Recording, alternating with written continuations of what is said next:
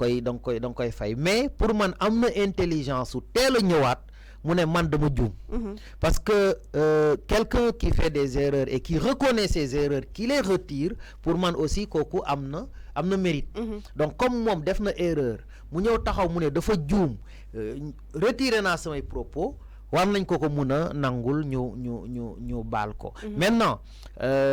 pour le parti PASTEF pour man ça c'est mon analyse personnelle nit ñi mun nañ ci gis effectivement parti boo xam ne amagul maturité parce que communication politique dafa am yu mu àndal c'est-à-dire dañ koy encadrer parce que il faut nga xam sa émission sooy wax kan ngay waxal kan mooy sa cible parce que nga ñëw su ma jëlee propos yu mu wax man je voyais pas vraiment kan mooy cible bi il faut nga xam kan mooy sa cible soo amee cible ki nga xam ne moom ngay cible am na loo soxla il faut nga xam moom it mais lan nga soxla ci moom ba war tax nga wax ko propos yooyu noonu mais nga dugg d'abord ci biir Benno Bokk Yaakaar nga ne waa Benno Bokk Yaakaar moytu leen le président ndax mun na def lii man gisuma vraiment utilité gisuma lu mu waroon mën a apporter Pastef ak communication bi mu bëggoon def moo tax ma ne dans la communication parfois dañ koy sentir day am immaturité mais day am aussi beaucoup d'émotion. Peut-être aussi idéologie ñoo bokkul parce que parti politique bu ci nekk ak nu muy doxee aussi peut-être ñu ci bëri dañuy jàpp ni le parti Pastef un parti bu nga xamante ne ñoom ci radicalisme rek la ñuy dox peut-être idéologie ñoo bokkul. Mais justement, moi, je suis contre toutes les formes de radicalisme et de radicalité. Parce que les ñi gën a radical ci àdduna bi suñu xeexee ba sonn ils se retrouvent autour d'une table. Pour man lépp loo gis dañ koy waxtaanee dialoguer ko def ko autour d'un dialogue. Et donc pour man Ousmane Sonko avec toute son aura mënoon na sauver même sa candidature s'il n'était pas s'il était moins radical. Donc le radicalisme bi nga xam ne dañ ko ciy yóbbu pour man dañ koy gën a isolé te loolu du baaxul ci moom baaxul ci Pastef. Donc man j'appelle le Pastef à mettre moins d'émotion, à être beaucoup plus en tout cas moins radical et jéem a chercher des consensus parfois, passer par les dialogues parfois pour mun a am ay acquis politique parce que un parti politique la donc le parti politique a besoin d'acquis politique pour mun a am acquis politique nag parfois le dialogue le consensus dafa am solo. Est-ce que buñ ko defee aussi duñu fausser maanaam seen combat bi nga xamante ne moom la ñëpp xamee aussi. Non mais du yàq dara ci seen combat parce que combat politique aussi pour man combat idéologique la s'il est clair que Pastef ñoom seen idéologie bokkut ak Macky Sall. S'il est clair que ñoom ils sont anti-système comme ni ñu koy waxee donc ils sont pas avec ce qu'ils appellent eux le système s'il est clair que loolu am na li ci des nag ay stratégie la yoo xam ne dafa am consensus yoo xam ne da nga ko war a trouver ndax mënoo bokk ak ay nit aussi nga ne li nga xalaat rek ngay def an dem ci ak radicalité c'est-à-dire soo bokkee ak ay nit ci réew ñoom am na nu ñuy gisee bokkut ak yow ni ngay gisee ñoom dina am lu ñu bàyyi yow nga am loo bàyyi loolu mooy consensus ñu booloo pour intérêt généralu dëkk bi donc radicalisme lii laa xalaat du ma ko changer ndax li ma xalaat jàpp naa ne moo baax yéen li ngeen xalaat baaxul du ma ko changer loolu jëmul fenn. te loolu ngeen leen di reprocher yéen. waaw bon loolu moom man la engagé dama ne man li ma jàpp ne Pastef moo koy def lu am na lu bëri loo xam ne dugal nañ ko ci politique baax na mais su ma sañoon dans leur stratégie ñu boole ci le dialogue boole ci le consensus boole ci aussi concession parce que loolu mooy doxal réew ndax guerre yi gën a métti ils se retrouvent autour d'une table donc seen radicalisme bi aussi forcément on va se retrouver autour d'une table suñu taaloon dëkk bi ba mu nekk dóom pour ñu defaraat ko on se retrouvera autour d'une table donc autant le faire dès maintenant et ce qui pourrait sauver la candidature de Ousmane Sonko. Ousmane Sonko sera-t-il éligible par rapport à la présidentielle de 2024? ñenn ñi ne waaw ñenn ñi ne déet yaakaar nga consensus entre moom ak le président Ousmane ak le président Macky Sall. waaw xam nga fi ñu toll nii moom ak fi ñu toll ci xeex bi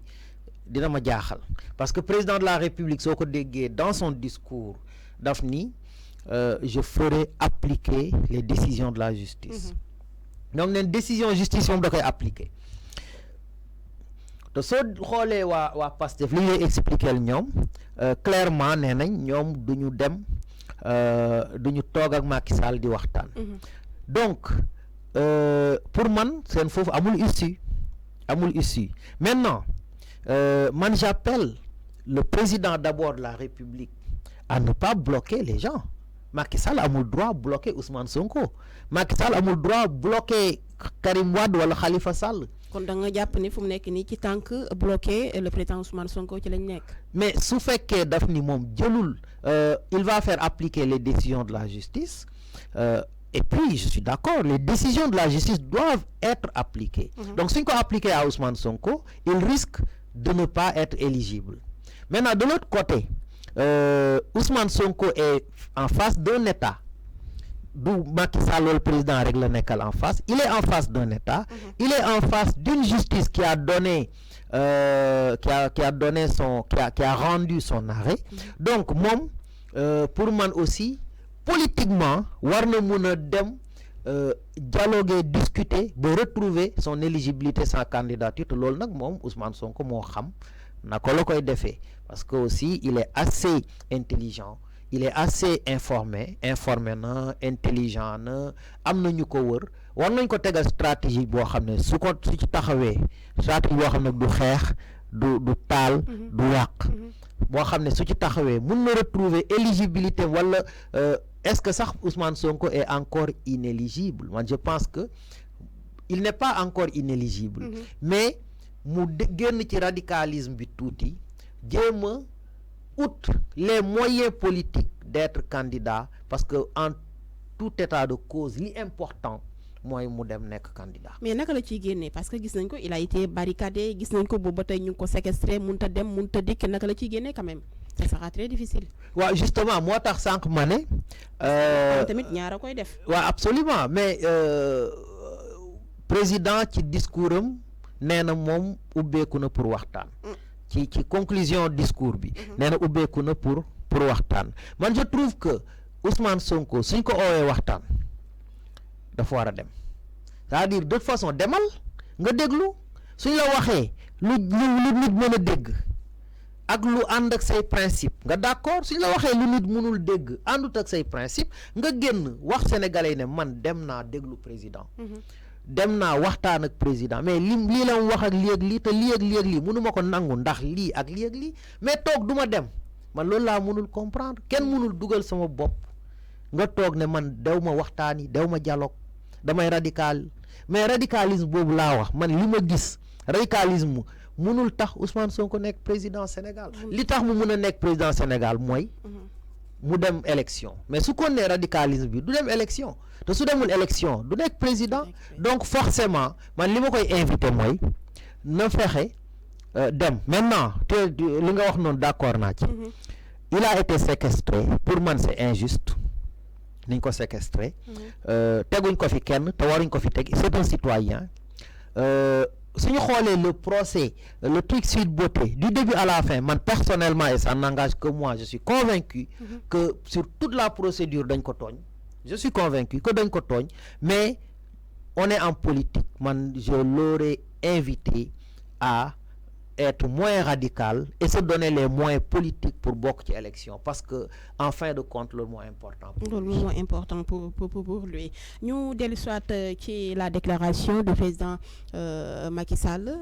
hier par rapport à sa candidature aussi ñenn ñi sax ñu ngi njott ne peut-être la pression jëm ci manifestation yi nga xamante ne moo fi amoon le mois de juin c'est-à-dire le 1er le 2 ak le 3 ak pression internationale yenn ci ay institutions internationales yi nga xamante xamante ne teg nañ ko pression loolu moo tax mu delluwaat ginnaaw fu mu nekk nii à 6 mois 7 mois des élections présidentielles ñenn ñi ne kan mooy doon candidat bu coalition Benno Bokk Yaakaar yow en tant que chercheur en tant que enseignant kan nga njott fu mu nekk nii maanaam Macky Sall mën na ko léguer le parti APR. Alors pour le parti